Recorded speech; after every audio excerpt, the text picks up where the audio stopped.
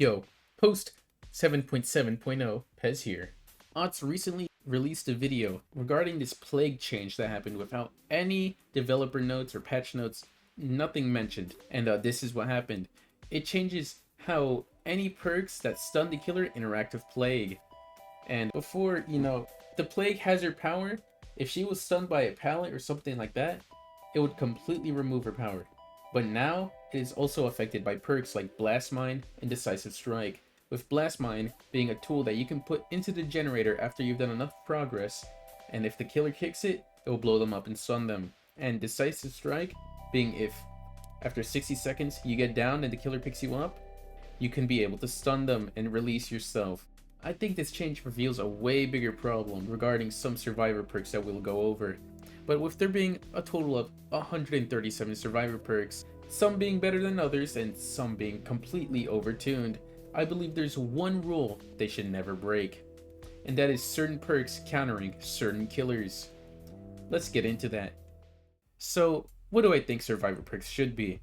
This is what I think. They should either be booster buffs, tools, or most importantly, when it comes to this conversation, a counter to certain playstyles, and not certain killers. As for examples for each of these, let's say for boosts and buffs we have Botany Knowledge, which helps you heal faster but has the downside of using your items faster, and another example, Leader, helps boost the action speed of people around you. As for tools, we have information perks like Kindred and Dark Sense. I'll put what they do on screen because they're pretty long to explain. And another tool that isn't information, I'd say, is any exhaustion perk, which for this example I'll use Sprint Burst, which gives you a huge burst of speed, which can help you get some distance on the killer. As for playstyle counters, here's some good examples. We have Unbreakable to counter slugging, because you've recovered 30% faster and you can pick yourself up from the floor one time. And a Flip Flop to also counter slugging, as you get more wiggle progress the more you've recovered on the floor. And for tunneling, we have Off the Record, which gives you endurance for 80 whole seconds, unless you do a conspicuous action. Now here's my problem with killer countering perks, and a few examples of them. I believe they add frustrations or paranoia when playing certain killers. For example, as we saw with the Otz video, Blast Mine makes Plagues not want to kick gens anymore, and they're going to keep running regression perks now. Another one that isn't as widely talked about is now made for this versus the Legion, Deathslinger, or the Knight, because all their powers make people go into Deep Wound. What I do to change this is just make a separate status effect that is exactly like Deep Wound, but it's just called Slash and has a slightly different hue on the HUD. So MFT and future survivor perks that revolve around Deep Wound will not counter these killers. And another honorable mention is Calm Spirit, completely countering Doctor's power when it comes to finding survivors. I'm not 100% if that still works, so please let me know if I'm right on that. Luckily, these are all the perks I could find that have this problem, but let me take you back to a time where just one perk completely countered all stealth killers.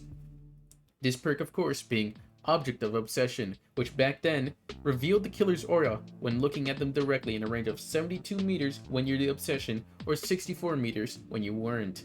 Now, this might not have been an issue for stealth killers, at least. Still pretty powerful perk, because the undetectable status effect makes you not have an aura, right? But that's the issue. The status effect just did not exist back then. The old version of the perk was already so strong on its own, but this made all stealth killers basically have no power.